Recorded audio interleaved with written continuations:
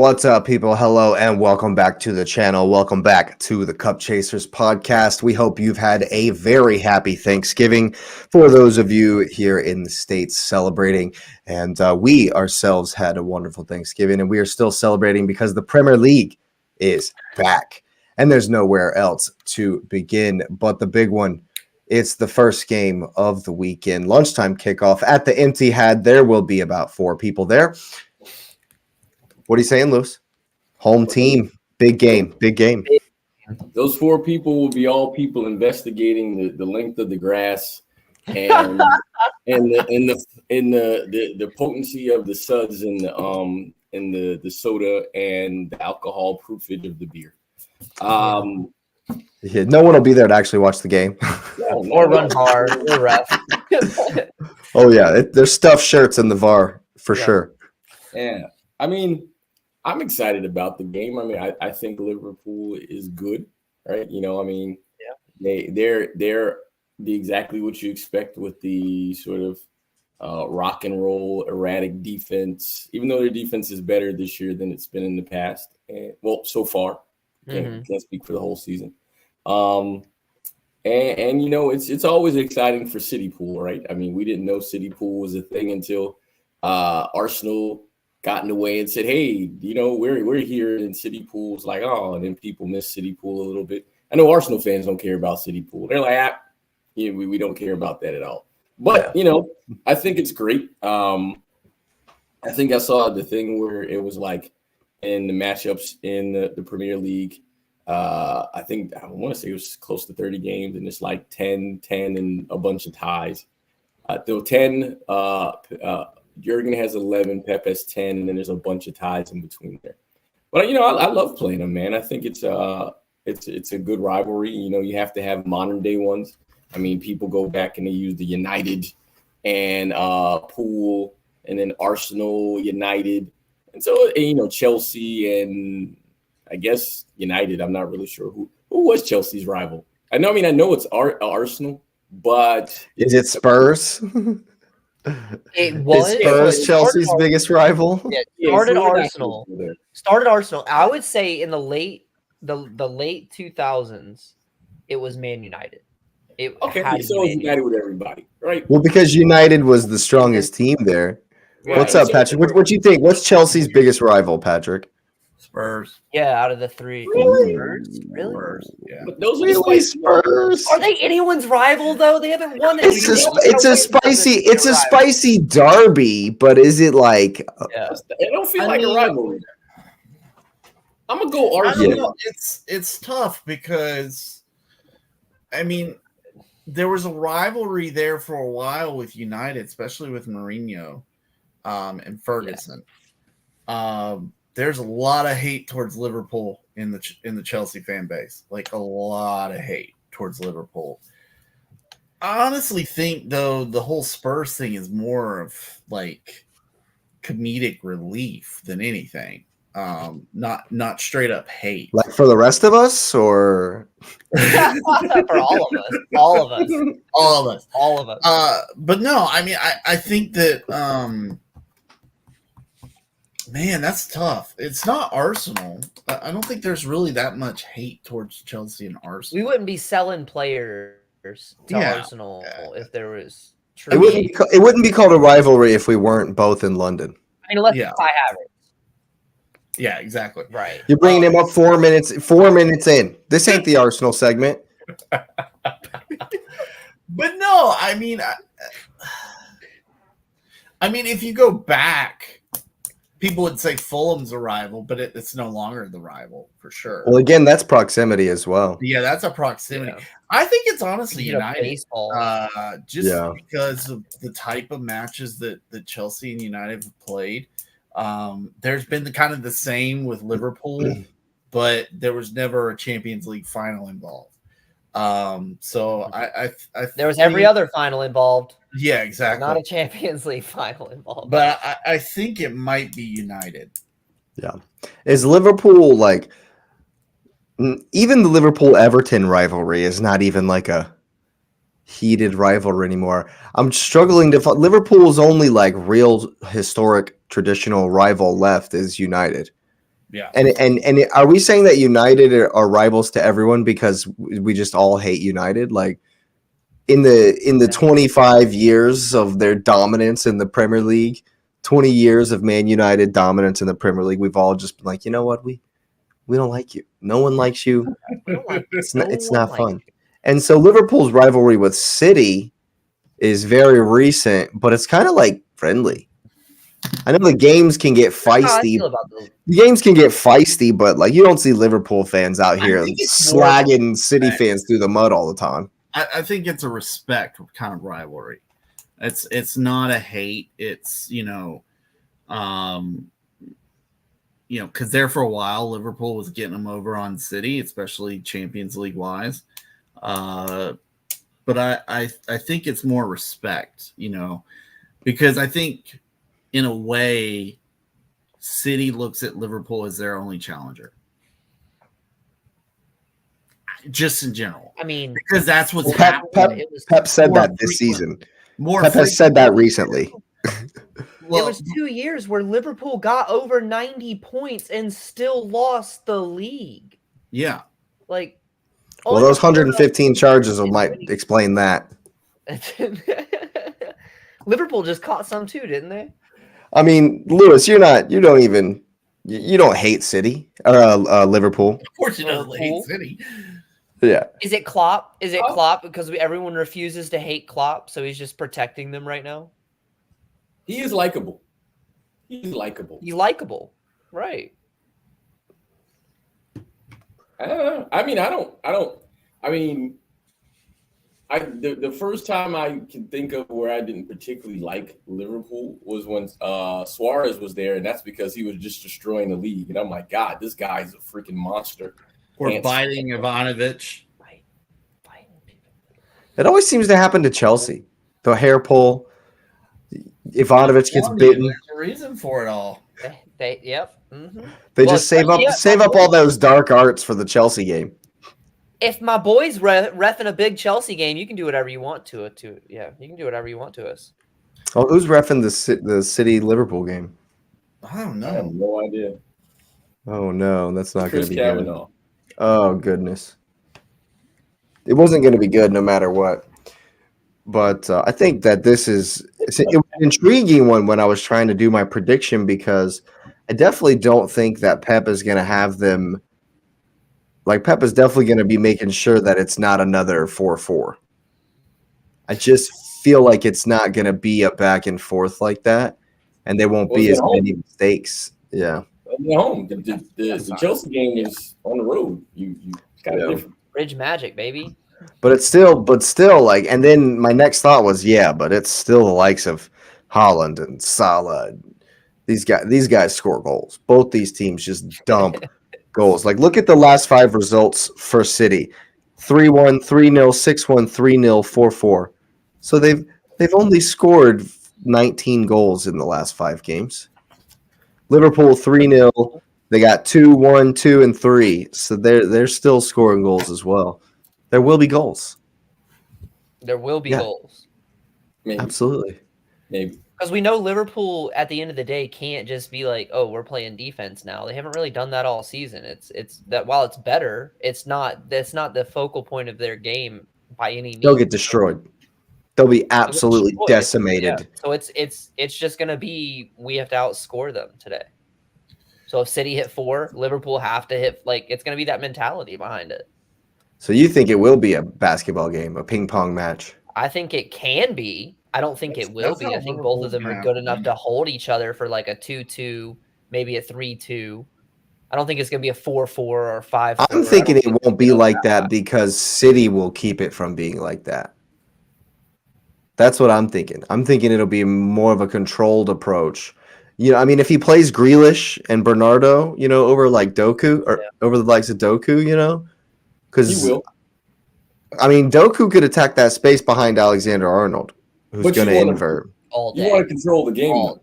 I don't think you start Doku in this game.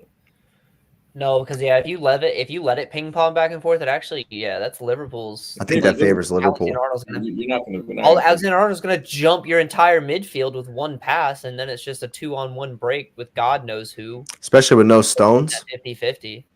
Oh yeah, Stones is out. He's still out. So it'll probably Silva, Grealish, Holland, obviously Rodri. Do you think he plays without inverting because of no Stones, and it's just a 4 defenders: Gvardiol, Walker, Akanji. But Akanji does the invert, so I mean, it'll just be him. Yeah, and he won't switch it up too much. He'll do it though. I mean, I agree with X. I think Liverpool are gonna back, right? Well, maybe, but I agree with you, X. I think Liverpool are gonna try to skip the midfield. Oh yeah, you have to. So do you think that Pep will see that coming and just play 4 defenders and not invert and let Rodri mop up? Well, I think they play it where it's.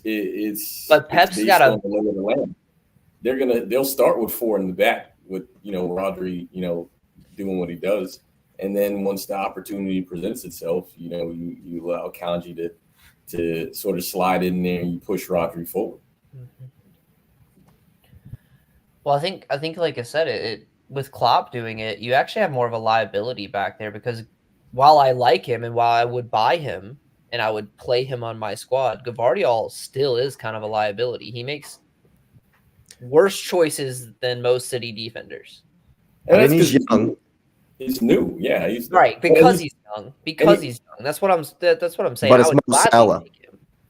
It's Mo Salah tomorrow morning. That's what I'm saying. Against our offense, if you're going to make those mistakes, you cannot make those mistakes against this seasoned offense. Our boys.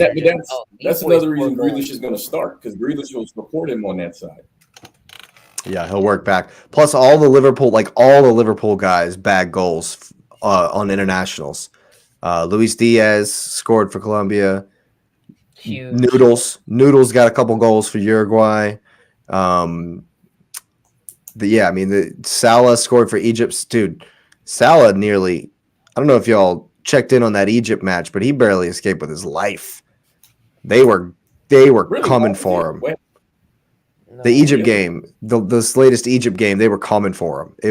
I'm talking about like they were fouling him a lot and they were like really kicking him. It got heated and stuff. It wasn't like the Brazil-Argentina game where there were literal cops and people were literally afraid for their lives. Crazy. That was nuts. That was Emi Martinez jumps in the stands to try to fight the cops to keep him from beating Argentina fans. Like it wasn't crazy like that. But Darwin Noodles, he got some goals. He knows all about that crazy South American stuff. That's why we say the Prem refs need to go spend just a couple games. Like that's the consequences, guys. You let a game get out of hand. They won't come back. They won't come back. Oh my goodness! But yeah, so the Liverpool attack, those guys are raring to go. They're going. I think it'll probably be. Yeah, I think he'll go with Nunez as more of a target option, a bigger guy in there as opposed to Jota and Gakpo. So it'll be. I would think it'll be Diaz, Nunez, Salah, Szoboszlai, Gravenberch, and McAllister, and they'll just let Trent be their midfielder. As an inverted. He played midfield the entire international break. Should be used to it by now. No. See, Southgate. That's a whole different. Southgate started him there because he's a Looney Tune. For Klopp, he's going to invert, and they're going to play a system that makes sense with the players that they have. That's not yet. Southgate would get relegated so fast in this league. You could give Southgate the England squad in the Premier League and he'd still get relegated. What are you doing, bro? What are you doing? That's not what this segment's about. But I think it's going to be a really good game. I want it to be a 4-4. I want it to be a crazy barn burner. But I don't think that's going to happen. And I do think it's going to be more of a controlled game, but I do have a draw. I'm going with my heart. It's a heart pick. And speaking of predictions, we'll go ahead and pop up remind everybody out there what the league's looking like. Oh, that's so beautiful. For those listening on Spotify, Patrick, the champ, is still smashing it with 141. Lewis in second with 132. I'm in third with 129. X bringing up the rear real close, 122. And I'll go ahead and give my prediction for this one, 2-2. I am praying for, because that's what Arsenal need, both teams to drop points. What are you saying, Lewis? What you think? 2-1. 2-1 to Liverpool. You're not backing the boys. That's weird. Back in 2-1 City. He's had no response. He's not even gonna. He doesn't believe me. He doesn't believe me that I actually put it in wrong. That he actually put it in for no. No. Oh man. I mean, anything to add? Are you worried, nervous? No, I'm excited. I love games like these. I mean, I look at them and, I think coming off the international break, knowing there's no other breaks until like March or something, that is straight football going forward. I'm excited, man. I think it's good times. I always like when City plays Liverpool. It's an exciting game.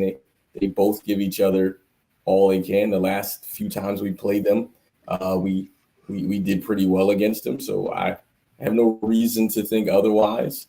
Because while the form is not perfect, they're in pretty good form going forward. So I think that'll maintain, especially since they're at home. 2-1 to the Blues. I mean, 4 wins and a draw in your last 5 games, all competitions. That's halfway decent, I'd say. But as far as your head-to-head with Liverpool, across all competitions in the last 5, it's 4-1 at home, 3-2 at home, 1-0 and 3-1 losses at Anfield. And then in the FA Cup in 2022, Liverpool won 3-2 at the Etihad. So it's been some high-scoring good ones, except for the last Anfield match a year ago. If you look, well, I don't know. What do you mean? Because we beat them 4-1. You got to count that one as not a good one for them either. Well, I'm saying like the last Anfield match was the last close match. I'm saying that there's gonna be lots of goals, and there was a 3-2 in December of last year in the Carabao Cup. Yeah. But I think if you notice, each team is basically at home. I mean, they basically win the games when they play at home. So it's whoever has that. That's where I leave it. Anfield has been a boogie monster for City for a little while now, for a long while. I mean, you depend the terms, right? But at home, City normally shows up and is ready to play against them when they play there. So that 2-1. 2-1. Got to back the boys. I get it. What you saying, Patrick? What you think? I do think there'll be goals. I think coming off of an international break, teams will be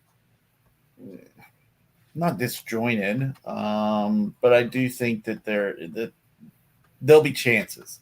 When you've got Mo Salah on one side, you've got Holland on the other, Phil Foden. I don't see how this stays under 3 goals total. So I'm going to go 3-2 City. I almost went 3-2 City. I definitely, in my heart of hearts, am expecting City to win. I'm lifting up prayers to the football gods that they do not. What you saying, X? See, I want to go 2-2. I really do. But I'm going to go 2-1 Pool. Ooh, I like it. I don't think they can defend as well as you're hoping, but I like it.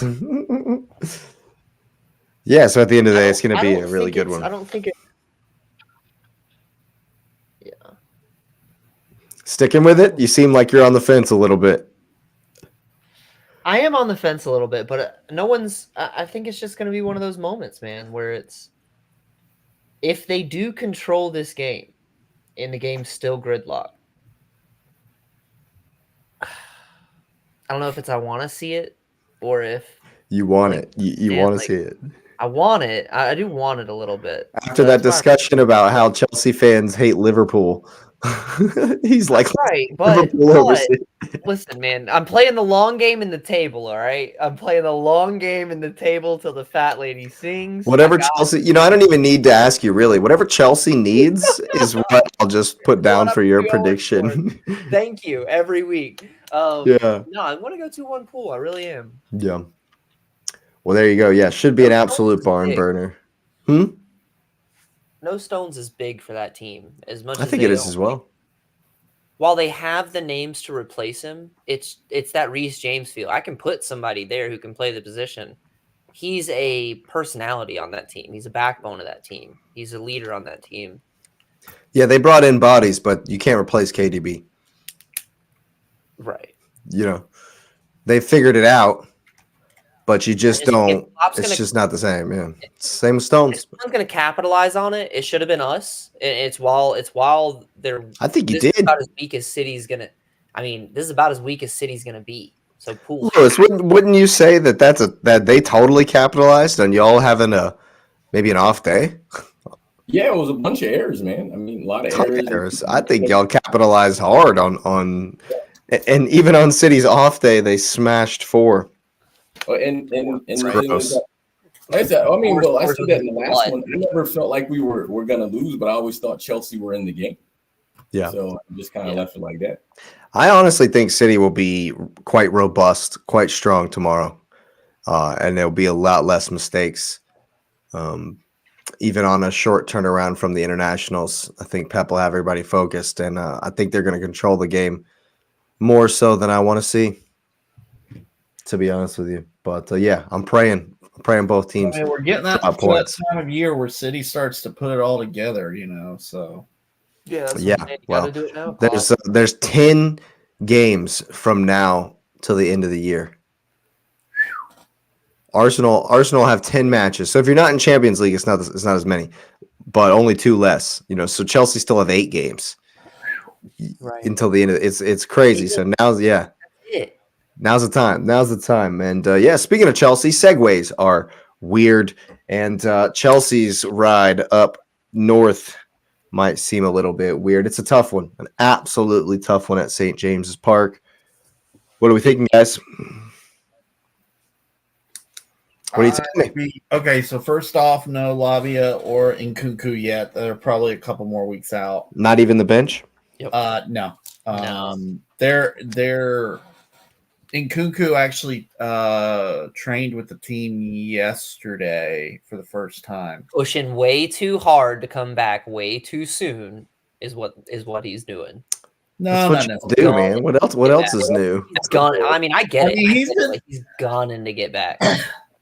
I think he's been cleared. I think it's just more so getting him back into match fitness and whatnot. And so I think that it's interesting. If this was not Liverpool, if this was Newcastle with Burn and Shar together, first off, or in that I think Shar's fit, but Votman's out. Yeah, Votman and whatnot. I think this would be a little bit more difficult, and it's going to be difficult for sure going to St. James. It always is. I need to see how much it's going to rain.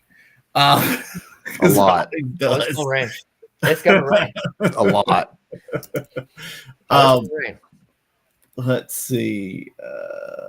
What is that? Newcastle upon time? Yeah, they have a ton of injuries too, though. But I think I did hear a rumor that Isak is back, but Callum Wilson is out. Oh, that's kind of big. Yeah, I mean, that's kind of big because while Isak is very effective, there's no question about it. Callum Wilson seems to be more the steady. He's got more goals than Isak. Yeah, but he seems a more steady up top option. I think back to, and of course it was just a friendly, but I think back to this summer and how we played Newcastle in that game. And there were some questions like, what exactly were we doing? We did hit them on a counter and, of course, scored a goal. That was Nicholas Jackson, and we had a chance there at the end. And Nick Pope stood on his absolute head for the last 10 minutes of that game where it was a win for Chelsea. But I do think that both teams are going to be pretty after it. I don't expect Newcastle to be locked down defensively. Of course, we won't be locked down defensively either. Colwell should be back if we need him. So Probably do.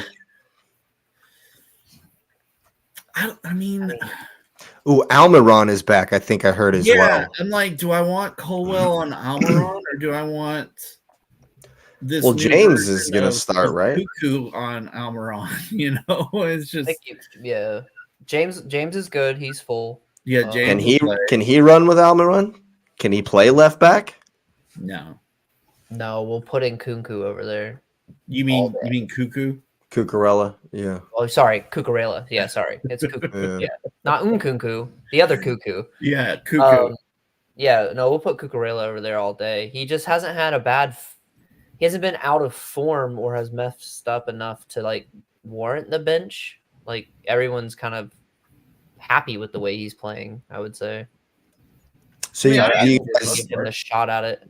Are you expecting the same kind of high press that you played against Arsenal and City? Those were both home games. Those were home games. I don't think we sit back by any means. And I mean, we did play a high press against Fulham. We played a high press at Tottenham as well. At Tottenham. We just got carved apart, first 5 minutes of the game. So, I think you'll see parts of it. I don't think it will be full, pedal to the metal press, but I think you'll see parts of it. I wouldn't be surprised if Broja actually starts. He's been, I think he would be actually a really good piece for us,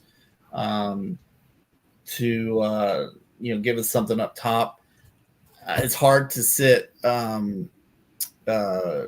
Nicholas Jackson, but maybe this one's not maybe the best type of game for him. So I don't know. I think you see Connor, of course, doing what he's doing. If you remember, Jake, that when they played Newcastle and Atlanta, Gallagher was kind of sitting further back. He was because they didn't have Caicedo yet. Caicedo wasn't fit. Caicedo wasn't even on the team yet. Oh, remember he played in the match beforehand.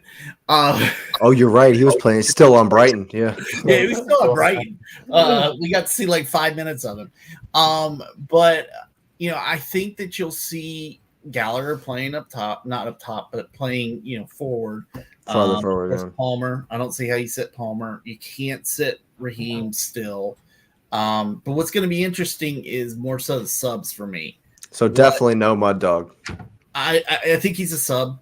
I mean, I hate it because I think he needs to play more. Got robbed from the Euros, by the way. Oh, really? Oh, you didn't see that? No, I did. 94th minute, Mud Dog goes on a run for Ukraine, gets fouled. They straight mob boss kneecapped my boy. No VAR check, no nothing. No nothing. 0-0. Italy go to the Euros instead. No witnesses. No. Mob boss. Yes. Oh man, that is 0-0 puts Italy through on. So Mud Dog is probably steamed. He's probably ready to get back on the pitch and go for it. I can't remember. I don't think I've seen him in any of the training pictures here recently. And usually that's how they tip off who's going to start. I mean, he played the full 90. He played the full 90 for Ukraine, so he's fit unless he got something in between. Yeah. That's been 2 days, 3 days. But how do you sit Sterling? It's positional battling. Unless you want to put Sterling at the 9, which we know doesn't work. No. He's way too small. That's why you should put Broja. That's why I like having Broja in there. He can body up to because it'll probably be Lascelles, Jamal Lascelles, and captain, hasn't he? and Shar will be their center backs because still Dan Burns out as well. So it'll be Trippier. Can Lewis Hall play? You can get Yeah. Was he was sold? He wasn't loaned.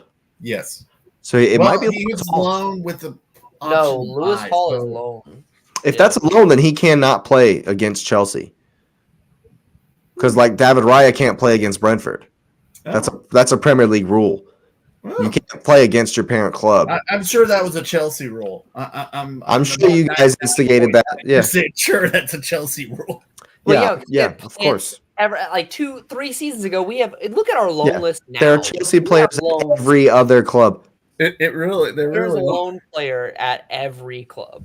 So I'm not sure who their right back will be. I don't think we have anybody at Luton. Yeah. I'm not sure who their right back will be, but that'll be that'll be big as to who gets picked on the left forward. Palmer, but see, Yes. Trippier, bro. I think you're right. He I was think you're right. It'll be Livramento. And so Trippier is going to be on Palmer. I mean, Livermento's got some speed. Yeah. He's not Trippier slow. doesn't. Trippier's not slow either, but I wouldn't. I don't think that's why you should start Mud Dog over Sterling because they're not going to keep up with Mud Dog. I like Sterling against Livermento. Yeah, me too. Yes, he'll probably start. I was just reading that it says Pochettino confirmed and Cuckoo is out, so he won't play. Salud. Thank you. Salud. What'd you say? I'm sorry. It was And Kunku will not be even on the bench. Yeah, he's not on the bench. Pochettino. He's still a couple weeks out. Just confirmed. Pochettino. Him and Yeah, man, still a couple weeks. How are y'all I what think are you thinking about the physical game, the physical side? Because you know it's coming. I think that's Y'all have why kind of a small team. We do. Silva's huge. Yeah. I mean, you got some gladiators back there. Is Badia Shield back? Yeah, he's back. I've heard that as well. So you got some big dudes in the back, but your front six are tiny. Yeah. Even not- Jackson is like Name. lean. He's Jackson's kind of a very stick. lean. Yeah, lean. That's why I think Broja is who you put up top. He's what 6'1", 6'2", somewhere around there. Well, he's solid. Like And he's solid. built. I mean, he's Yeah. Eastern European, so you know. Yeah. Right. That's what I'm saying. Like Caicedo and Gallagher and Enzo are going to be battling. It's going to be Joel Linton's fresh off another red card for Brazil, so he's ready to kick the crap out of somebody again. Nice. You know, that's all he can do, really, pretty much. Nice. So yeah, they're Tell gonna. them how you really feel, Jake. Tell them how you really feel. Oh, how I really feel? Yeah, Newcastle is my favorite team that I've ever seen take the field. If we smash Newcastle 4-0 for you guys, you're welcome. I would love that. That'd be beautiful, I would love it. glorious. Same. It'd be so great. Yeah, I have a 2-1 going to the boys. 2-1 to the I'm actually doing the Blues. same. Hard fought 2-1 going to the boys. We've proven we can battle through games now. I think that I think if this was earlier in the season, this is an absolute drubbing. And maybe they prove me wrong. Maybe they haven't made the steps, but this is one you're going to be up for sure. You know, it's a tough We have our place to say play. here. So I think they've got confidence. I think that they'll go in thinking that they can actually get a result from this, and that in itself is half the battle. We feel points here, man. That's huge. That's huge. What? Massive. It means if we peel points here, Yeah. if we peel 3 points off this game, this is massive for the death run everyone thought we were on. Oh yeah, most definitely. Yeah, I mean, if you would have told us that from Arsenal, Brentford, City, and Newcastle, you were going to have 5 points. If you told me you're going to have 5 points, so that would be 8 points after those 5 games, I would have been like, no way. There's no flipping way. There's no chance. And then 11, and that and includes that loss to Brentford. So you know. Imagine if you hadn't have bottled that 11 one. on the United game. We hit 11 on the United game. And what Crazy. have I been saying Crazy. since we went on this run? If we take 12 to 15, we have our say we'll play in Europe.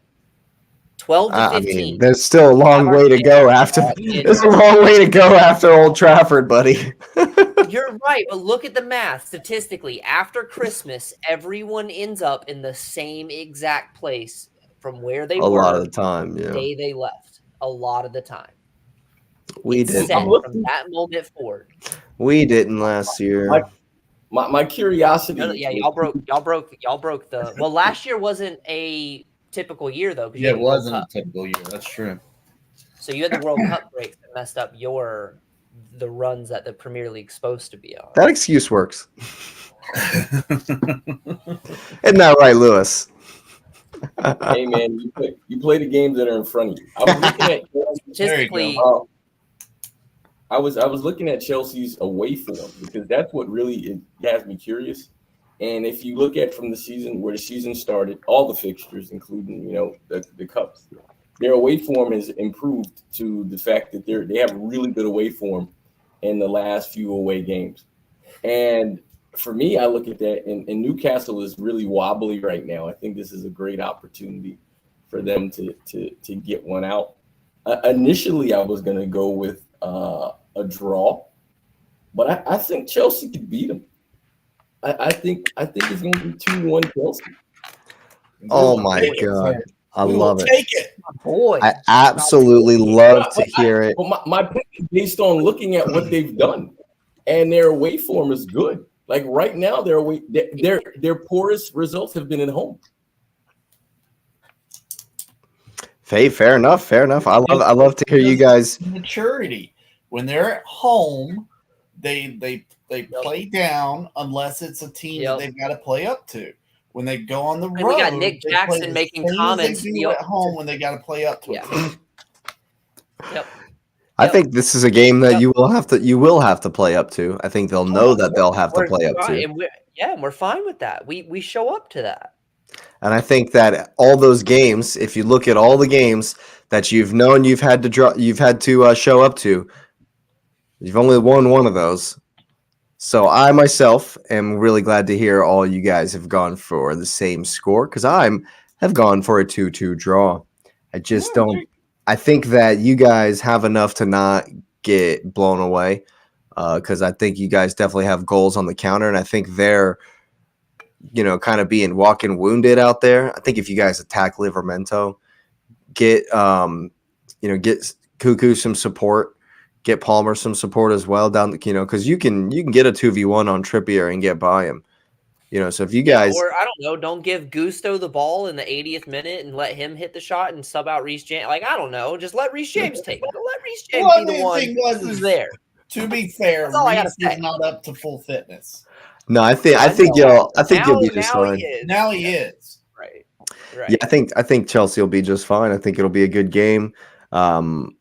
As long as, because Patrick, you just mentioned it, as long as you guys can control the kind of off the ball stuff and keep your heads, and which you've shown you can, Tottenham are the ones that, didn't keep their heads. Went crazy. Kind of just imploded, and we've seen that Newcastle can do that. They will implode and scream at the referee and get the refs to cheat for them. So you got to watch out for that. Make sure that you guys pay the Stockley Park employees very, very well before the game. Go ahead with the little envelopes because that's going to be necessary as well. We all know we've all been to St. James Park. We know how that goes. So, it's actually funny you mentioned that. If you think about it, this is kind of a desperation time for Liverpool. I mean, not for Liverpool, but for Newcastle, because they're on I wouldn't say a poor run of form, but for where they should be, they're not doing so hot. Considering the money that's been invested and considering, what they thought this season could be. So you might get a team that's a little bit desperate. You get them down a goal, they're going to get frustrated. And yeah, I won't be surprised to see red in this game. No, at least somebody. one. Joe Linton, straight off of Joe Linton, he'll just Comes back and gets He'll wrecked. just look Just at coming back Enzo and for just more. want to go 2-footed tackle into him. Yeah. Oh yeah. It's like, dude, I missed you Enzo last game, buddy. I missed you last game. Have some of this. Get Enzo just talking some trash right underneath the radar and just get Joelinton just absolutely. Yeah. That's not No, good that's because the play. that's No, not it's good. the It sounds play. that sounds like an injury. That sounds like an injury is what you guys are calling You right don't now. want that. That's Romero tried to injure my boy. Yeah, Romero they just sure tried to did. take- And they're both they're teammates. Romero he's just out of his mind. He's just crazy. But I think if Chelsea can handle that side of the game and not get drawn into the craziness, which is what the Newcastle fans and Guy Maresh and the boys are wanting you guys to do, I think you'll be all right. And so, I'm just not sure that you've got enough to go there and get the win. But you guys all disagree, and I love to see that. It should be another good game. And it's actually lovely because all of our teams line up this weekend. It's City first, Chelsea second, and then the Arsenal visit the G-Tech, hoping to avoid a stinging. I think that there's a lot of good news. Yeah. What? Have you found Havertz's I need position? I need Left you back. to hit this one. That's what I was about to say. Left Is it going to back. be in a left back for y'all? Kai Havertz is going to play left back this week, and Zinchenko is going to play in the left side at 8. I'm calling it. People can do it though. He's probably better than Havertz at the left side at 8. He's gotta be better. Havertz is getting all this hype. Oh, he scored from left back. He also gave away the penalty that lost the game. Technicalities, sir. Don't talk about that. Technicalities. Yeah, they're not putting that in the memes. They're not putting that underneath all these hype men in their Instagram channels. You're not putting that in the little comments below that he also lost the game, the bum. I'm just so excited. I can't wait for him to play left back and Zinchenko. Good God, I hope he I don't even want him to be there. Is there a way? Sir, you need to embrace your player. Embrace the player. Speaking of embracing the player, Fabio Vieira, $30 million man, is going on loan. Ooh. He's going on another loan. What a bum. Are you kidding me, bro? I can't handle this. I can't handle this madness. We need to try something completely different. But I think that in my heart of hearts, I know what we're going to see. It's going to be Odegaard, Rice, Havertz. But hopefully Odegaard will have come back from his rest, his little niggle. I think it was a hip thing. You don't think it'll be Georgie? I hope so. I really do. It creates an interesting, and it's the same. You know, how many times are we going to say this creates an interesting issue? It's not interesting. It's a problem. It's an issue. It's not like we're not happy that we don't know who to pick in the midfield. It's an issue. We want to know who to pick in the midfield. You know why we had so much consistency last season? Because it was the same guys every time. Jesus's fitness is he 100%? He didn't play the whole game. That battle down in Brazil or in Argentina, or that I think it was in Brazil. That was in Brazil. He didn't play the whole game. So I don't know if he'll start. Honestly, I wouldn't mind seeing Trossard, Martinelli, and Saka. Speaking of Jesus, did you see his quote about scoring goals? He's getting ripped apart, bro. Like the third time, why? He said he cried. I'm like, what's wrong with this guy? What is Arsenal do? What are these Arsenal guys doing? Aaron Ramsdale, I can't concentrate for 90 minutes. Then his dad comes out and says that he's sad because he's not playing. Duh. And then this. Me as a number 9, wearing the number 9 shirt, come in to be the guy. Yeah, I guess I'm not really good at scoring goals. And what's more confusing is that's why he left City, because he's like, well, they didn't trust me.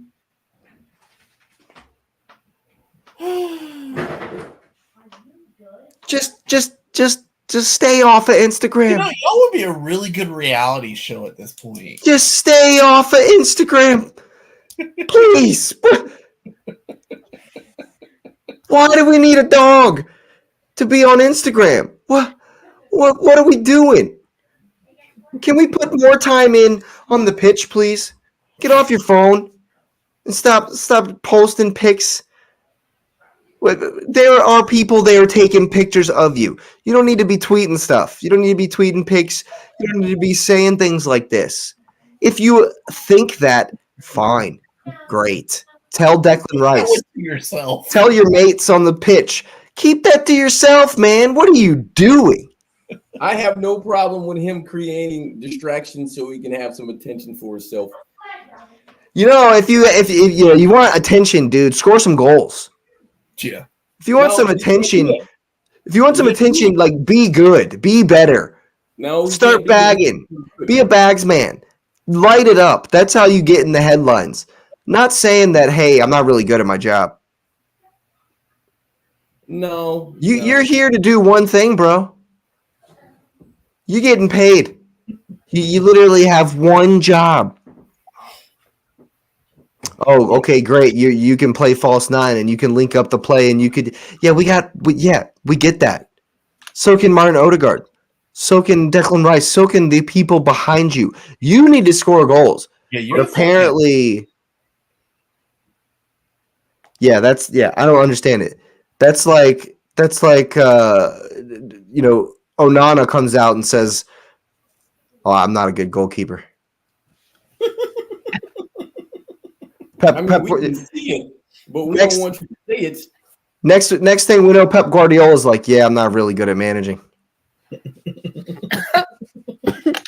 Why would he say that? That's my point. Thank you. Wait a minute. But your scenario is saying something that's not true, whereas he's saying something that is true. He's not good at scoring goals, man. I understand your point, but the point I'm making is that keep that to yourself. I mean, even if you think that, don't tweet that. Once you say you cried to your mom because you got dropped from the team and you're an adult and have been a professional and had already won titles, and then you still cried to your mom, and then you told the public that, I mean, there's no limits for you anymore. Then you're going to tell about the time that, you pooped on yourself when you were about to take the penalty and you were scared. Because that's coming. That one's coming. I don't get it, man. I don't get it. Just if you want a following on social media, hire someone to do that for you. And then go back out on the field and practice scoring goals. You need it. I don't have to tell you that. But that don't get you clicks, man. That don't get you clicks. If you you can hire someone to get you clicks. You can hire 97 people hire a whole team of people to get you clicks. He wants to get his own clicks. Cost you $100,000 a year. Cost you $100,000 a year.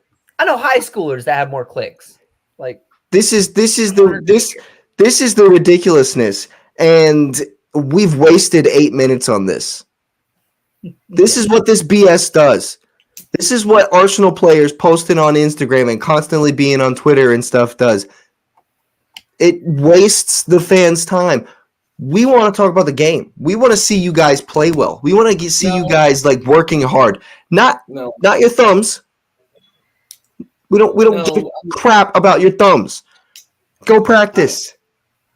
I officially am on his side. I want to hear him talk about his inability to not score. I'm sure you do. I'm sure you do. You and 19 other clubs. I get it. Yeah, I'm sure you do, man. You know what?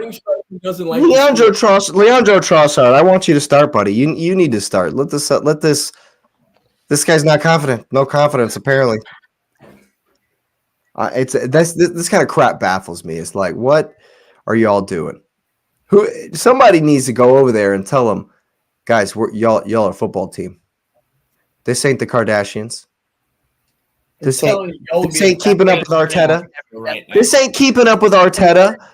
Like, But they come want on, every guys. club to be though. That's what our game's going to devolve down to. Is our athletes are no longer athletes. Our athletes are.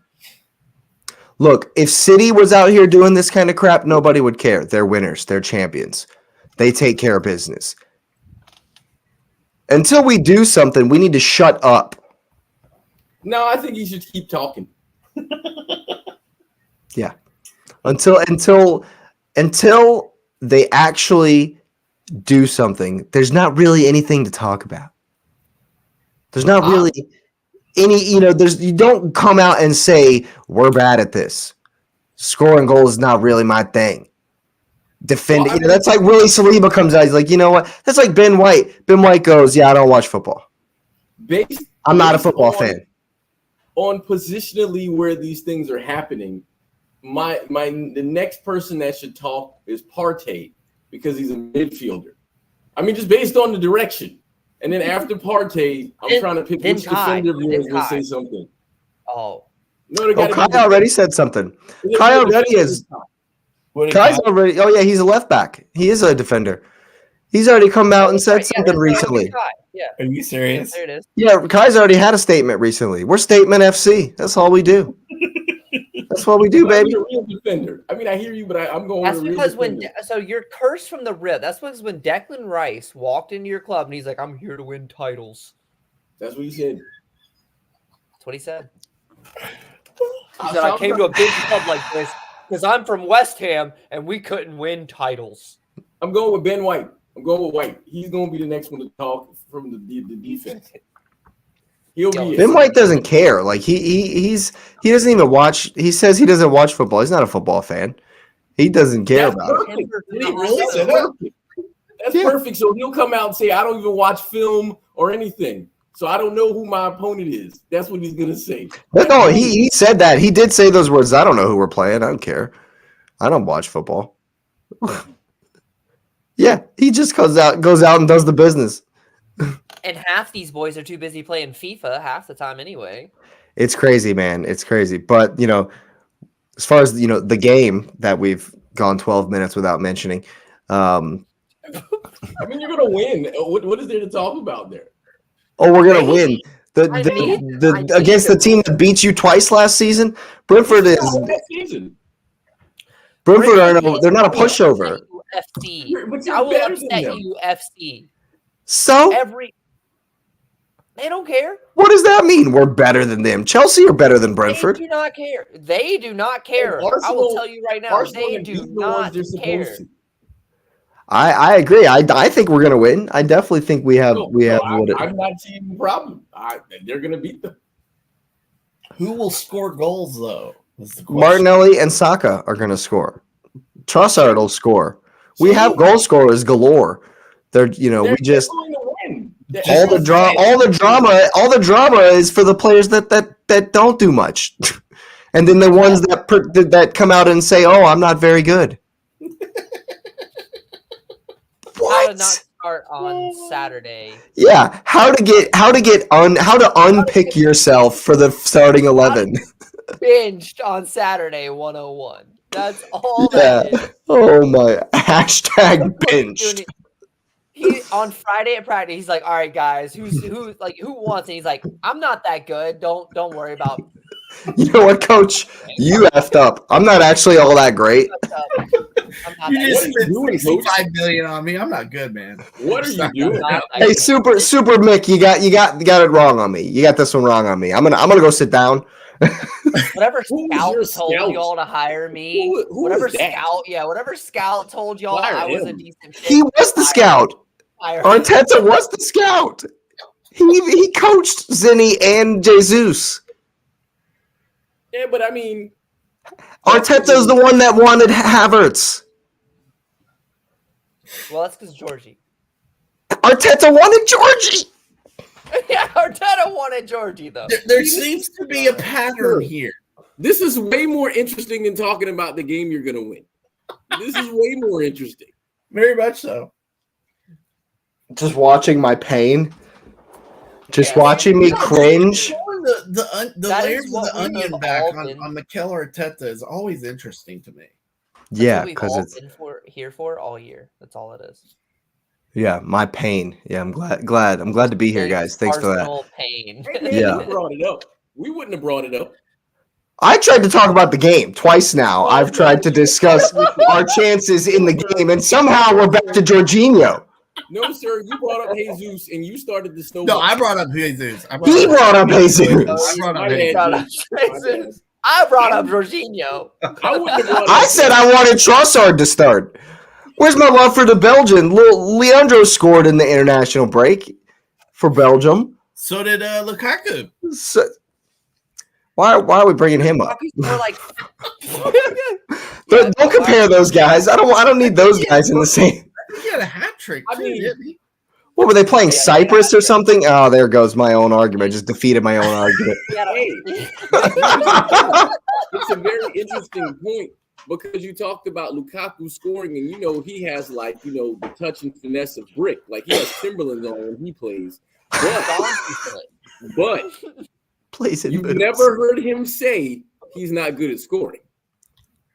no. There's confidence there. You actually might want Lukaku Even when he in your missed from the team 6-yard because line. Don't. What are you doing right now? You would never Azerbaijan, sign bro. Lukaku. You Are need you trying to convince me to want Lukaku in my team? Is that what I'm hearing right now? He's take confident. Romelu Lukaku. He's confident. Leandro Trossard's goal was the 5th goal after Lukaku scored 4 goals in that same match. He can score. Why y'all gotta do this to me? What did I do? What did I do to you? He's the final step. I do think you Sell play- Jesus to Jose and then get Lukaku back. Oh my god. He likes being in London. He's been there like Does he 14 know? He different really times. does it. He likes being in Italy. What a farce of an Arsenal segment this has become. Yeah. What? No, Again, you're gonna win the game. I'll give you a score if you want to get scores. You're gonna Oh, win the game man. 3-0. They're not even gonna score. 3-0 and we need Lukaku. Yes. oh, I went 3 hey, it'll solve our $100 million problem. That'll solve our $100 million problem. Yeah, I've heard that y'all ask too much. No, I read that he's going to be Arsenal sold. Chelsea again. He's going to be sold in the January transfer window for like 40 million to Roma. That I'll take. That. That's crazy. That's insane. Yeah, you'd be insane to pay that, but I think that it's definitely going to be tougher than Lewis thinks. Unfortunately, I think that I'm very interested to see how Odegaard plays. Very interested to see if he's maybe out of his funk. Didn't really seem like it in the Norway games, but that's of course Norway. No disrespect, but it's not. If your pillow is lined with dollars, I mean, I sleep really well after my bad games. You're on one tonight, dude. Oh my God. Lewis he's ready for the Premier League to be back. Liverpool are coming. He's bringing smoke. My boy's getting My his pillow is appearance extra bonus. soft with It's not a dollars goal in it. bonus. It's not a performance. It's a straight appearance. How many times my man lines up on the field? That's That what Kai happy Havertz has that clause. That's the Timo Werner clause. Yeah, that's the Timo Werner. I will get 18 appearances this season. That's Are the you Timo okay? Werner clause. I'm starting 24 times. I don't care if I play well, but I'm gonna start 24 times. Making money either way. Yeah, I think that Brentford are going to give us a test. I think that Mbomo, Wissa are still playing good. So I gave him a goal, but I also have gone with an Arsenal victory 2-1. I think I don't think they'll be sitting back as much as they did versus Chelsea. So I think there will be space for the likes of Saka and Martinelli. And no matter who's up front, hopefully we just don't see Kai Havertz in this team. Trossard or Jesus start. I'm cool with that. I would love to see Georgie. I would rather see Jorginho than Havertz at this point. Ooh, So Georgie, Rice, Odegaard would be for me. that is, So And then it'll probably be Be interesting whether Tomiyasu or Zinchenko plays. I would start Tomiyasu. I think he's a better fullback. Yeah, because it could be lots of long throw-ins and corner kicks, that kind of stuff. So yeah, Tomiyasu, then Gabriel Saliba, Ben White, and Aaron Ramsdale will start. I heard something that would be so bad on DR Sports the other day. They're like, no one Arteta, he's probably going to start Karl Hein just to mess with everybody. Raya can't play because it's Brentford, and so it's like of exactly. So it's like, of course, Ramsdale is going to play, but maybe Arteta's mad at his dad or something, and so he's going to mess with everybody and start Karl Hein instead. Well, I mean, that's for clicks because that's what we're doing right now. So we might as well go do those clicks. Apparently, that's how Arteta actually wants the club ran.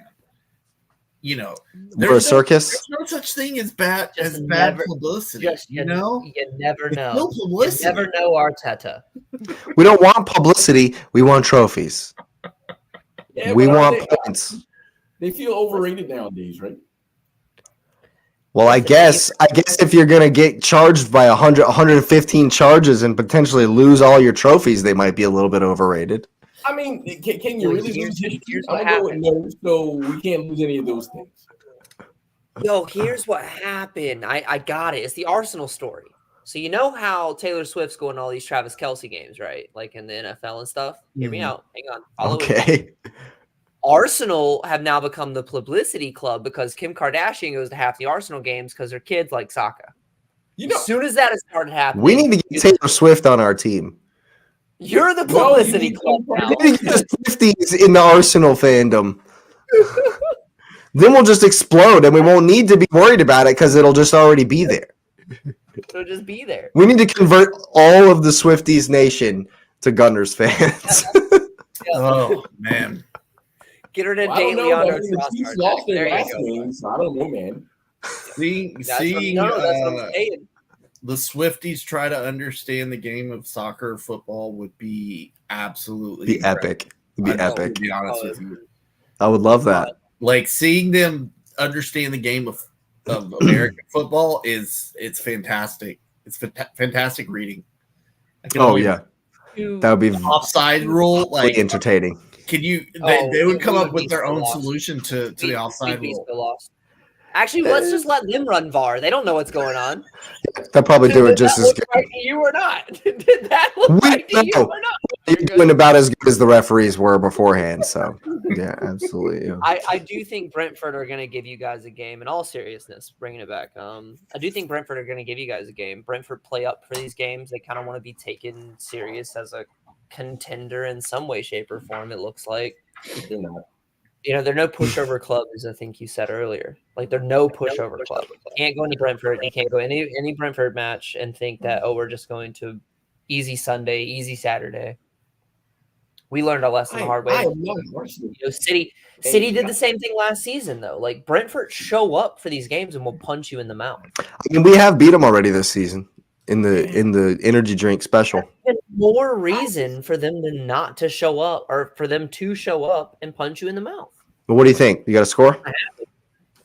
I also said 2-1, but I'm not going to copy you, so I'll go 1-0.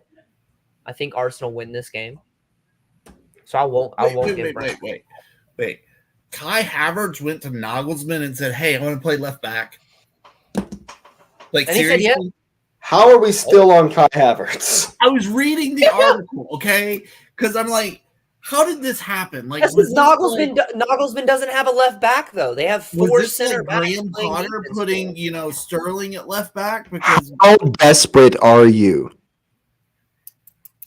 How desperate do you have to be? How injury ridden, just squad depth depleted, hit do you have to be to start Havertz at left back?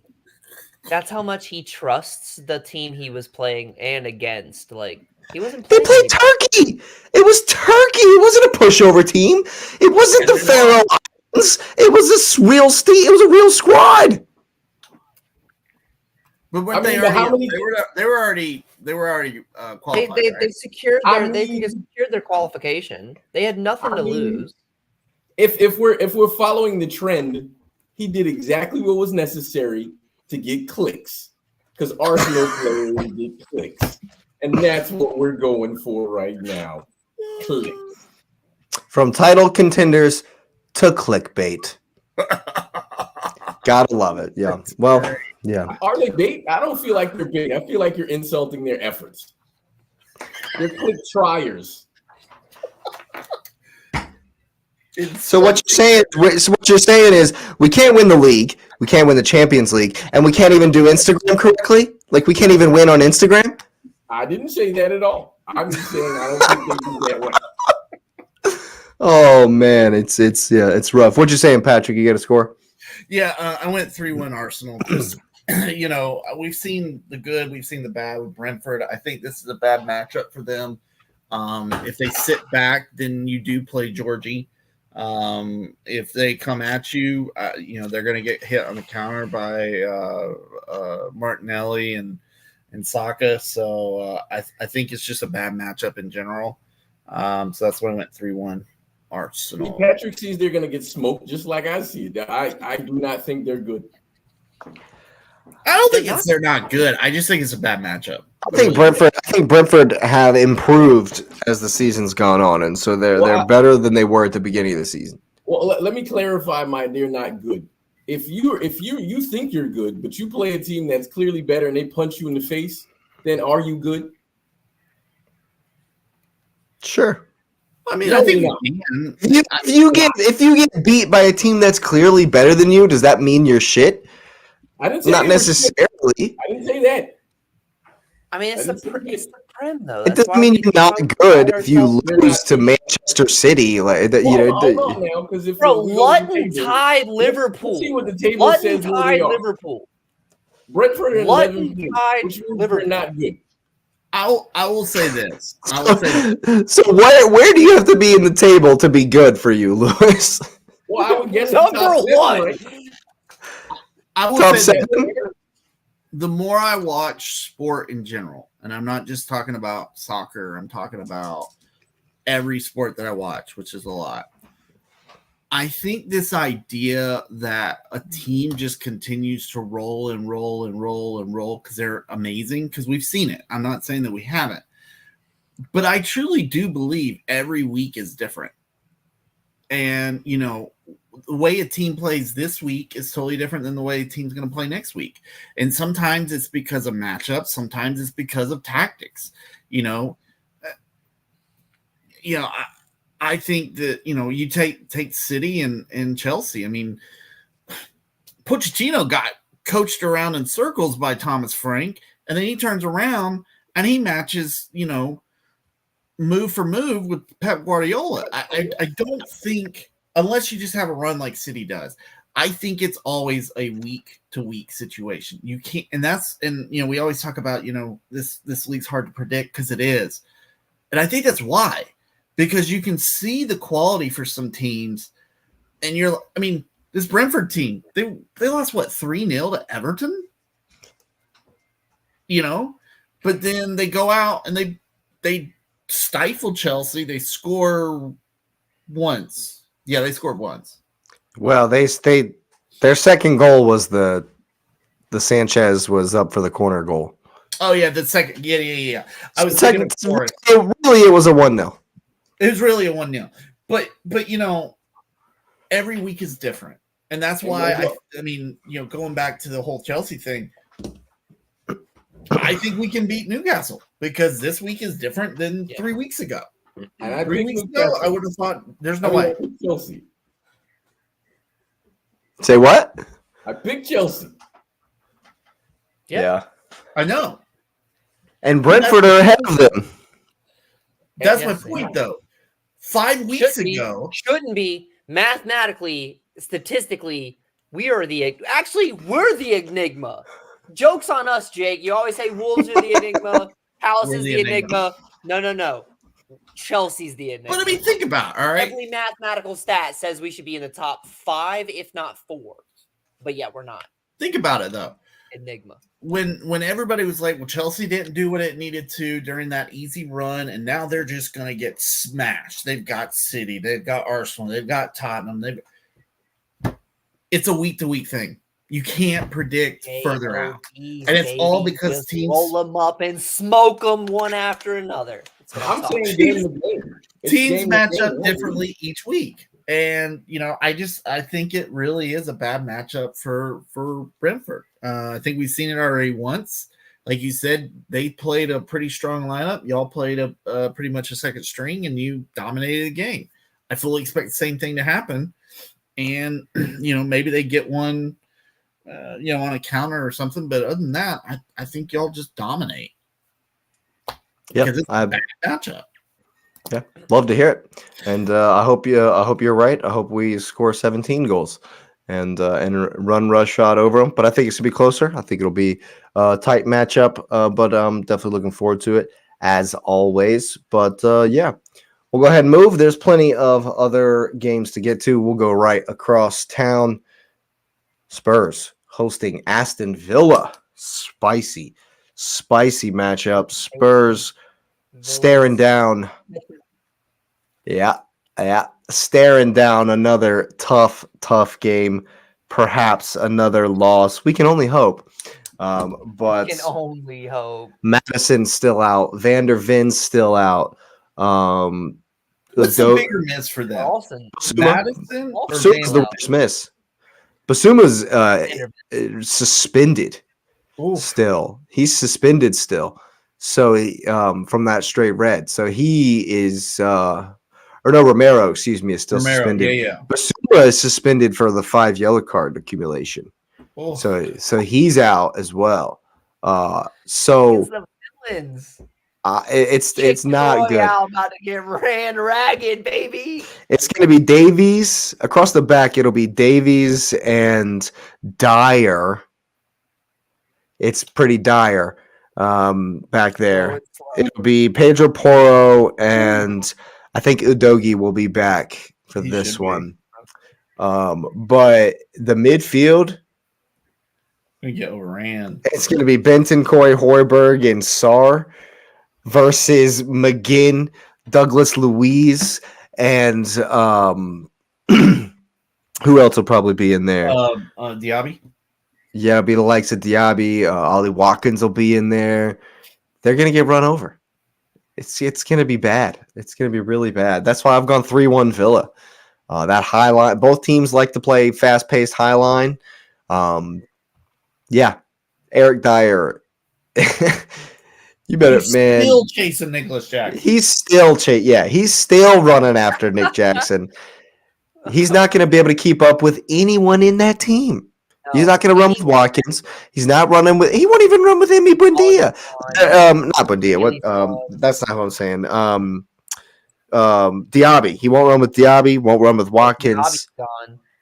Yeah, it's Douglas Luiz and McGinn are going to control this game in the midfield, and especially without Basuma, and they played Sarr. Dude, they played Sarr as the center attacking midfield versus Wolves. And Benton Core may not be 100%, but they're already gonna be relying on him. It's not going to be a good situation. It's going to be interesting. Postecoglou's had 2.5 weeks, we'll say, to kind of figure out how to live life without Madison. It'll be interesting to see what his actual answer is to that. But I think, and this is why I asked this at the beginning of the segment, what is the bigger loss for Tottenham? Is it Van der Ven or is it Madison? Personally, I think it's Van der Ven. I think it's Van der Ven. Well, especially if they don't switch up their tactics. Yeah. That's speed on defense, man. I mean, I know Madison's been fantastic, and I'm not trying to take anything from him. But Van der Ven has covered that defense a lot. Yep. And just look at what happened. Yeah. Romero's not necessarily slow either. Yeah, I mean, he was the fastest guy. He could break up attacks. I mean, I think you can find maybe not a replacement for Madison, but you can find an alternative. That back line is trouble. Yeah. Who at that club is an alternative for James Madison? I'll wait. Not at that club. I could name 10 in the league. Yeah. Well, yeah, in the league, but the Spurs, Alexis McAllister can't play for Spurs. You know what I mean? So who at Spurs is going to come in and do anywhere close to that? I mean, Basuma was pretty different role last year. Way different role. They don't have anybody that creates. Yeah. Bentancur is the closest they got. Yeah. So that's who I expect to be in there. Oof, that's rough. It's not Emil Højbjerg. Oh, no. No. It's not Oliver Skip. That guy is looking to just clear it 20 rows up. It's not Brian Gill. No. Like, who's the next guy? I don't even know who the next person is. What are they going to do? Put Brennan Johnson in there? Like, I don't even know who the next guy is. I guess they could put Brennan Johnson there. Lo Celso? Oh, gosh. Yes, please. Give me Lo Celso. What? There's nobody that can do. There's nobody at that club that's not even close to James Madison as far as that number 10 center attacking creator role. And they're without, and so Sarr is their only starting midfielder that's in there, and I think Sarr has looked really good this season because he's next to Basuma and Madison. When he came in and was supposed to be the man versus Wolves, nothing. They were non-existent. Yeah. Non-existent. Yeah, 3-1 Villa. Oh, I got 2-0 Villa. 2-0 Villa. Yeah. I don't think they can create enough. They'll get just enough. They'll get creative just enough to let Villa punch them in the mouth smash them on the counter. Yeah, and just smash them on a counter. Yeah, exactly. I gave Son one at home, but yeah, I don't bet on Son. Son will hit 4 goals in the same game, and they won't score for 17 games. And they won't score for 17 games. And everybody's like, "Oh, Sonny's really good." And he's like, "No, he only scored 5 goals in 3 different games this season, so that's why he's got 15." What you saying, Lewis? I'm looking at their because I'm using I guess whatever logic I want to use, right? But I'm looking. Spurs are at home. I look at how they've played at home. I'm looking at Villa, and I mean I'm looking at Spurs taking into account what they're missing, and I'm looking at Villa, and I'm looking at their away form. And it's not great. And so I'm going 1-1. I think Sonny gets one. I'm not. I think Villa in this moment, based on just like if you're saying on paper, looking at the teams, they should win the game. But I think Tottenham will hold serve at home. They won't dominate or anything. And I think they may kind of pull back a little bit based on everything you all have said. And I think Son will get a goal. And it'll be 1-1. Yeah, Patrick. I'm going for a ton of goals, and here's why. So yes, Villa has not been good on the road, but I think this Tottenham defense is really bad. I think it is. It's a massive issue going forward because until Van de Ven's back, I think that they're going to leak goals like crazy. They would have if Vicario hasn't stood on his head.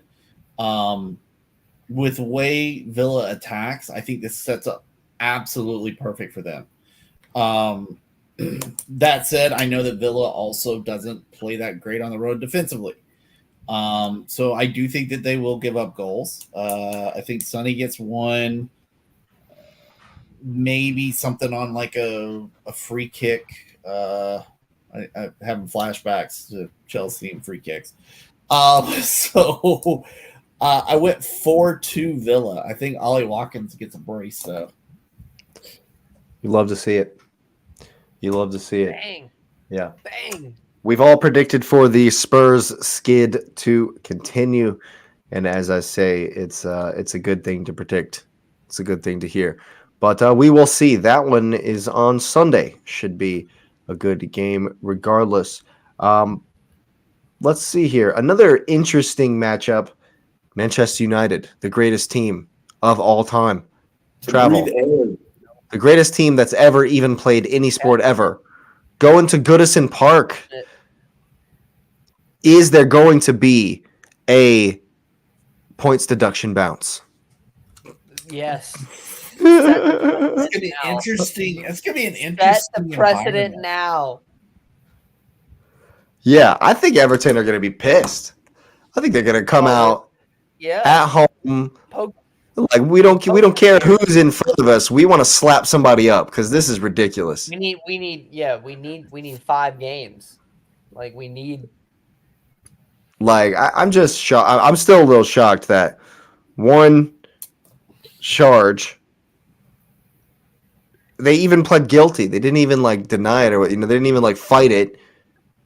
They weren't even dicks about it, and then 10 points. Oh, and City are just dragging theirs out for the next 100 years, and they're only going to get a 5-point deduction. Get relegated, 10 points. There you go. Yeah, but no, I think Sean Dyche will have because they were playing good. They were resurgent before this, so it might be a mental effect, but I think it's going to piss him off more than kind of make them sad or whatever, to where they're kind of have a hangover from it a little bit. I think they're going to play well. The story. Right. Imagine the story they get to tell themselves. You took 10 points from us because we were supposed to get relegated over 19. We're here. We're not getting relegated again there's still 3 worse teams in the league than you. Yeah, I definitely think you're right. I definitely think they're going with that kind of mentality. Right. They're going with that kind of mentality. Oh yeah, it doesn't matter what you do. We're still going to survive. And Man United are just not good. They're not good away from home. They're not great at home. This is going to be a really bad game of like not a lot of quality. I think United will grind 1 goal out, maybe a Bruno Fernandes in the 90th. That won't mean anything because Everton will already have 2. 2-1 Toffees. All right. Yep. Well, boy. Everton are not. I mean, United are poor away from home. They can't score goals. Rasmus Højlund's not playing. It's bad news bears. Where's Højlund? I think he's got a suspension. Red yellows. Really? So for me, this is a classic. Or he might have picked up a knock or something. I'm pretty sure he's out. It's a muscle injury. Yeah, he picked up a knock or something. I'm pretty sure he's out. So yeah, 2-1 Everton. This got 0-0 written all over it. That's your score, 0-0? 0-0. Yep. 0-0. You normally predict 1-0 per session. Yeah, this is my 0-0. This has the 0-0 written all over it this week for me. Yeah. What you think, Lewis? I'm looking at form and I'm looking at the teams, and if Everton wins, right, and the bottom teams stay exactly how they are, they're not in the bottom 3 anymore. And so if I'm the manager, that's all I'm saying. Hey, you win this game, you're on 7. So even though they took points from you, you're still going to be above Luton Town because they're going to lose. We know Luton, they're going to lose. We haven't gotten there, but Luton is going to lose. So they're going to lose. And so that literally would put Everton in 16th place. You can't beat that, man. I mean, they're like, you know what? We're survivors. That even though they're British, they're going to have the Rocky montage going on and be like, hey, we're going to steal something from our colony. And we're going to run up the steps and be like, yeah, we're going to win. With saying that, I think they're going to draw with them. I think it'll be a 2-2 draw because I think while they were resurgent, just looking at the stuff, I think United is the weirdest club in the world. X said that Chelsea is the enigma as far as like what are you doing? I'm looking at United in 6th place and I don't know how they're there. How they're there? I don't even know. Enigma. And so that means that something goofy will happen and somehow they won't drop any points, and they'll still be in the mix. As much as I would be like, yeah, it makes sense to pick Everton, I'm picking a 2-2 draw at Goodison Park. Yeah, you hate to see it. What do you think? What do you think, Patrick? Oh, sorry. I'm reading up on all this stuff with United. Did you know that Rashford only has 1 goal on the season? I did know that. That's wild. Yeah. Like I knew he would Yeah. replicate what happened last half of last season. But I mean, Got that bag, and then dude's Sat on it. not scoring at all. It sounds like He's been at Onana will be United back. for a minute though. Huh? I didn't realize that. Rashford's been at United for a long minute. time. Yeah. Long Yeah. time. It looks like Onana's going to be back. Luke Shaw Back. Please. Back. And I was reading it. Sounds Doesn't like matter. Goydon might play. He's going to be close, they say. So we'll see. That said, I'm also reading that there are going to be, protests before, during the match, after the match, all that stuff. So it's going to be a wild atmosphere. I can't pick Everton to win. And then the reason why is I don't know how you respond knowing that. I mean, like you said, you could either be pissed off or you can kind of sulk in it, so to speak. So I don't know how you're going to respond, especially when you've got the fans doing protests and whatnot. Because before, when they were doing protests, that really did affect the team. They kind of came out and they were not at their best. Yes, Everton seems to be on a bit of a run right now, but we've had 2 weeks off. Momentum does stop sometimes, or does stop eventually. So that said, I do think Everton will score just because United is poor. I saw that the greatest CDM will not be playing. So I went for a draw of 2-2. 2-2. I love how none of us think that United are gonna. Yeah, we have not picked a United win. Lots of struggles. Yeah, definitely. Man U definitely gonna be struggling at Goodison. Once again, yeah, you love to see it. I just think that every single Man U game is gonna go the same as it has all season. They're gonna struggle, and they might get one. But yeah, I'm backing Everton to get the victory. Speaking of a team that desperately need something to go their way, the Gulls visit the City Ground and Nottingham Forest. Forest coming up for good. Ferguson's back for Brighton, right? Yes. Yep. Okay. Forest coming off a good win at home versus Villa. Mm-hmm. Similar team. Brighton not looking good at all. Like 1-8, maybe. So it's like De Zerbi got his bag and he's sitting on it. No. Maybe it's what it feels like. Who knew? Yeah. Who knew, man? Maybe it was all Graham Potter. It was all Graham Potter, yeah. No. Man. But That's why United should hire him. That's why United should hire him after they let Ten Hag go. But it's okay. We'll get there. What are you talking about? They're the most informed team in the league. Yeah, exactly. What are you talking about? No, but I think Brighton are definitely in a bad way, and Forest are flying high, having just beaten Villa. I think that Brighton's style will lend itself to the counterattack that Forest enjoy. But I think that Brighton still have the quality. They have been missing lots of chances recently, but for all these reasons, I've gone 1-1. Ooh! How Forest. Exactly are Brighton going to score? 2-1 to Forest. 2-1 to Forest, you say, X. Brighton are going to score with João Pedro. Forest. You think so? Yes. Adingra has been Matoma. scoring recently. Matoma hasn't played in a couple weeks. Adingra has been looking good. Cal Pedro probably start. Tamud will play in the center. He's a decent 6. Tamud, something like that. Is a decent.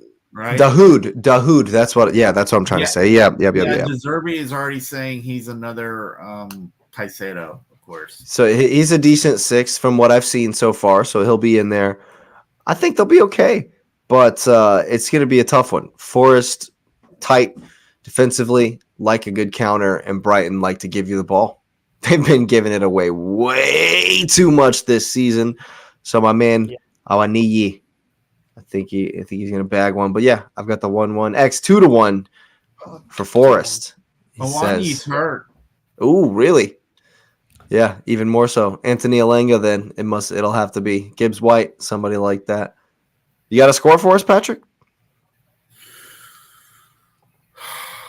I'm just looking at some of this. I mean, this is like the Walking Wounded game, and everybody's favorite Hospital official, ST, baby.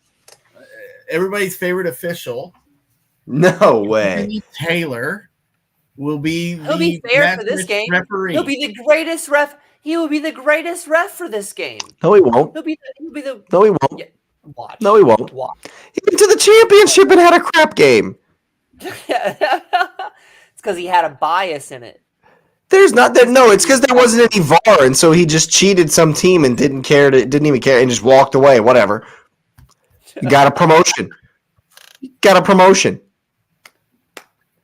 And so now he's just back in it. You know, he's probably gonna hand Brighton the game.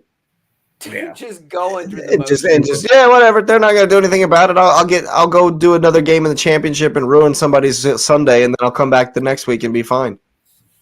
I'll say I'm sorry. I'll be fine. Officiating the biggest match of the weekend. You know? Yeah, they'll give me a paid vacation next week. I won't even have to play. I won't even have to ref. I'll just put my feet up and I'll get paid. Unbelievable. So yeah, I'm gonna go. Let's go 2-1 Forest. Ooh. My man. And you know it's bad news. We're all saying Brighton are gonna win. What you think, Lewis? Well, I'm looking to, and it's hard to this one. Just like Patrick said, this one is actually hard to call just based on looking at like the form of both teams, and then it makes it harder to call because the international break really breaks up the momentum that might have been there. So if that's the case, I think it breaks the momentum that Brighton, the last 5, they've drawn 3 and won 2, right? And so you look at that and say, well, they didn't get slapped in the games they won. They won 2-0, and all the games they drew were 1-1. So they're, even with their mistakes and how they've done, they've either been in the game or won the game. So I don't really, I'm being honest, I don't want to pick Brighton, but I'm going to pick Brighton 2-0. 2-0. Yeah. Huh. I don't want to, but that's what I'm picking. Yeah, interesting. I think that'll be a fantastic result for Brighton right now. You know, anything positive is a huge for Brighton, I feel like. But yeah, they definitely have it in them. I don't think they're going to be in the dumps for forever. I think they definitely have it in them. But yeah, moving on to a 6-pointer down at the bottom. Sheffield United hosting the Cherries. Bournemouth visiting the Blades in a very important match. I'm not sure many of the neutrals are going to be tuning in, but I've seen some improvements from Bournemouth recently. I have not seen any improvements from Sheffield. I think Ollie McBurney is still out, so they're not good at all. They don't defend well at all. I think Bournemouth are slightly better. I think Bournemouth are the best of the bottom 5, honestly, comparable with Everton. So I've gone for a Bournemouth 2-1. Yeah, I think Bournemouth are going to be happy to take the points and kind of looking to it's an away one, in the bottom. So I think that they're at home. We'll give them one. Hammer with another crazy goal out of nothing. 0-1 to Bournemouth, but I don't think Sheffield have scoring power in them, man. Not many. Not many. Not many are going to be scoring for Sheffield. You're not going to see many Sheffield goals this season. No, I agree with you. I think that's a fair assessment for Bournemouth. I think they are the best of the bottom 5. By far. They're better than Everton. I don't know about by far. I mean, to the bottom 3, that's going to be a big talent gap. Well, they got to show it. This is a chance to show that. I mean, I don't know if it was we were just that bad. Like, we've lost to Bournemouth in recent history. Like, we've taken these L's. Well, your recent history is awful. I know. But I'm saying if they can show up for a game like that, they can beat Sheffield. Surely they can beat Sheffield. All Sheffield's going to do is try to grind this game to a 0-0 for 80 to 90 minutes. Or no, did Luton beat Everton? Who did Sheffield beat? Oh, Sheffield were given a game. Never mind. That they were given the game last time out. It's gotten 2 results the last 2 matches. They beat Wolves 2-1 and they drew Brighton. Well, they were given the Wolves game. So the Wolves game. Yeah. It's gonna be Santa Claus came early for Sheffield. It's not gonna be a high quality game, that's for sure. What you saying, Lewis? No, I would not from the neutral. I would not watch this. Looking at this, when Bournemouth wins, they score 2. So I'm gonna go 2-2. And based on what you said, I was looking. Sheffield has scored 1-1. They scored 1-2-0-1-1. So I'm gonna go 2-1 Bournemouth. What you thinking, Patrick? If this was at Bournemouth, I would pick a win for Bournemouth, but I can't. I'm going to go 1-1. 1-1. The Blades get a result. If that happens, Patrick, I swear I'm coming to this computer and kicking you in the knee. Oh my goodness. I'm gonna kick you in the knee. Sergio Romero coming for you. Straight Romero, red card worthy, kick you in the knee. The only one that called it, and if it happens, it's just gonna put you that far more ahead of us in the predictions league. Oh, you got to give him all the other games, man. You can't give him. You got to assume that he's not going to get all other. No, it's gonna be that one. Watch, I'm telling you. That's the one that's gonna send you over the edge, huh? The one that tips it where we can't catch him. Yeah, good grief.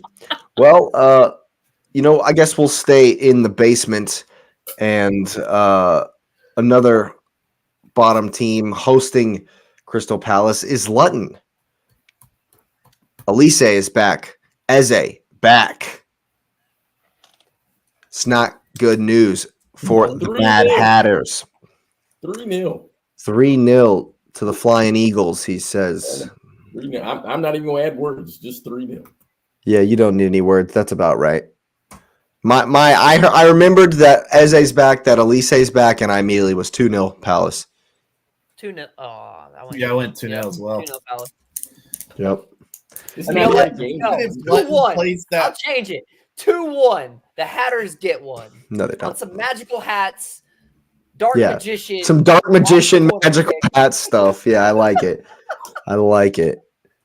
I think Luton. This is one of those games where Luton thinks, okay, we can probably work out a draw. We can get a point out of this. So they're gonna play deep. They're gonna invite pressure, and now Palace actually has somebody who can find a key pass to get a goal or two. So I have 2-0 Palace. They're smoking them, man. They're gonna smoke them. Palace aren't great, but Luton are awful. So they're gonna smoke them. Yeah, there's not much in that one. I might not even watch that one. It's not gonna be great. But I think Palace will take care of business there. Moving on to the only other basement team, Burnley hosting West Hammers. This is the most painful game ever. Why? Yeah. Bubble's gonna be bubbling, baby. The bubble's bubbling all over him, he says. Bubbling's gonna be bubbling. Yeah, this game's not going to be a fun watch either. I think Burnley, I suppose they're going to continue to try to do what they do. They'll be open. West Ham can counter well. I think West Ham, I think West Ham could control this, just completely control it. Easily. James Ward-Prowse, Bowen, Paqueta. I've said 2-0 to West Ham. I'm going 3-0. 3-0. Yep. Absolutely.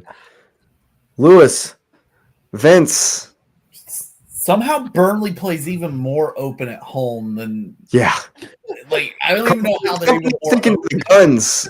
Like, Is he under pressure yet? I mean, what's the? He's 1,000% under pressure, and in addition to that, when you look at the games where they've scored on the road. So I don't even think they scored in this game. It's been painful because I picked them to be the shock, and I've completely been wrong, which is fine. And so, I got a 3-0 for West Ham. I don't see what to do. It's exactly what Patrick said. They play so open, and they don't have anybody. Like January, is he under pressure? Yes, but I think what they will give him is they say, hey, you got the January window. Find somebody. Yeah. I think Kudus is going to have a field day. Mm-hmm. Yeah. What you saying, X? He's so good. I went 2-0. Yeah. I went 2-0 to the Bubbles all day. Light work. All day. Easy weekend, boys. Easy weekend. Yeah. And that just leaves one matchup a bit spicier, perhaps. Fulham hosting the Wolverhampton Wandering Wolves and Gary O'Neill. Blind leading the blind, baby. The blind leading the blind. That's all this is. Craven Cottage. Nothing to see here. Everyone's blind anyway. Nothing to see here. Oh my goodness. Yeah. Fulham all over it because it feels like a draw. It does. I don't know, man. Wolves will be flying high. Teams can be more lost than the Nottingham Forest. You know, we got Grandma's Cottage. We got I don't know, man. Sarabia for the last Wolves result was sensational, where they beat Spurs. Yeah, Wolves only do that twice a season. But then they lost. But then Wolves lost. They beat City and Spurs, so that's the last sensational Wolves result. That's it. Put Bolton from here out. They lost to Sheffield. They were cheated versus Sheffield. A loss is a loss, man. Sheffield should have been that close.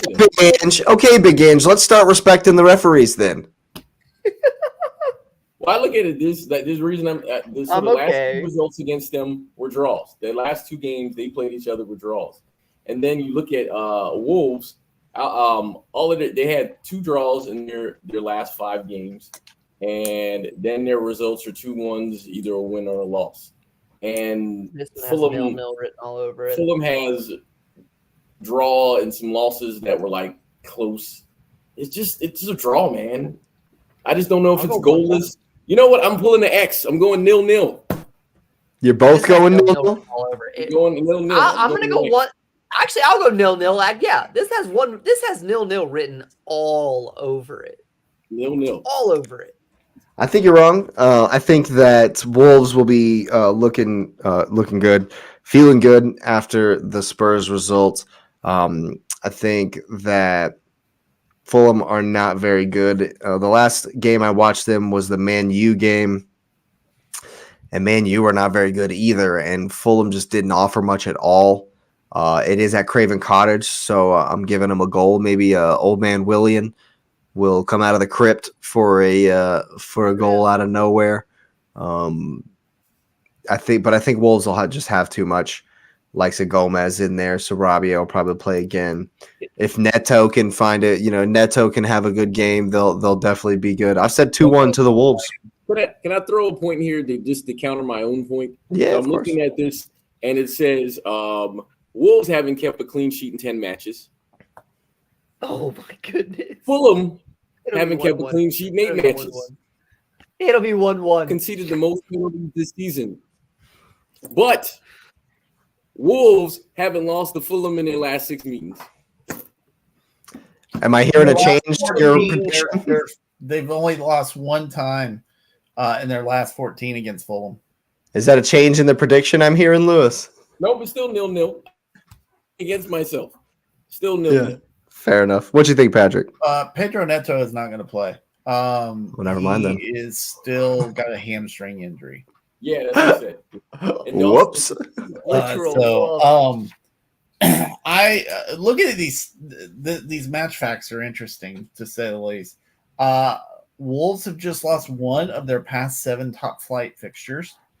But they are winless in their last 11 Premier League matches in London. You see, they're fighting each other. It's a draw. They really are. I'm going to go with the Wolves win of 2-1, though. Ooh. I think they're just in better form. Yeah, they're kind of riding high. They're sitting there 12th. They could potentially jump Chelsea depending on that result and be in the top 10. Yeah, I think Gary O'Neill will have him motivated. I think it'll be an interesting matchup. This one I'll probably put an eye on just to see if it's spicy. Might get in there, watch the full 90.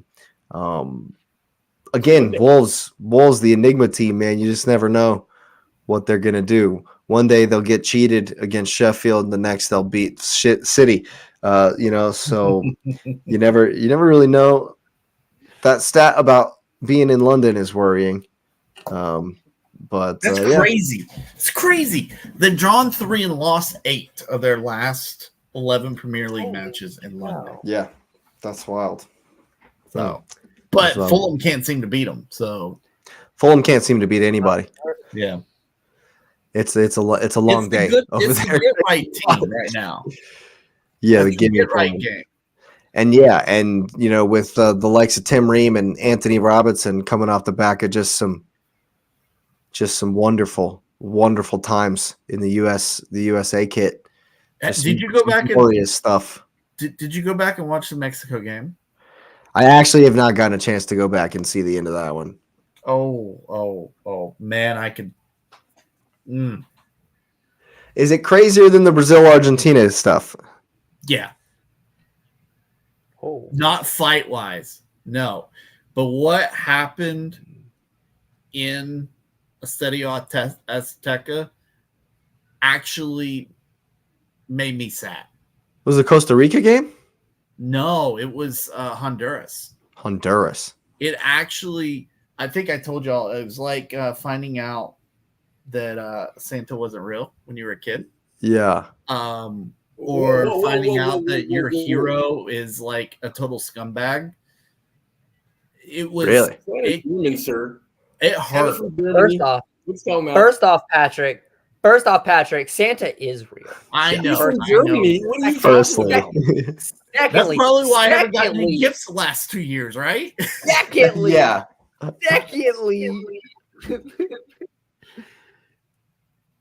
Yeah, I think. So none of y'all saw it, right? No, I'm gonna have to go back and check it out. So I'll just kind of give a brief synopsis.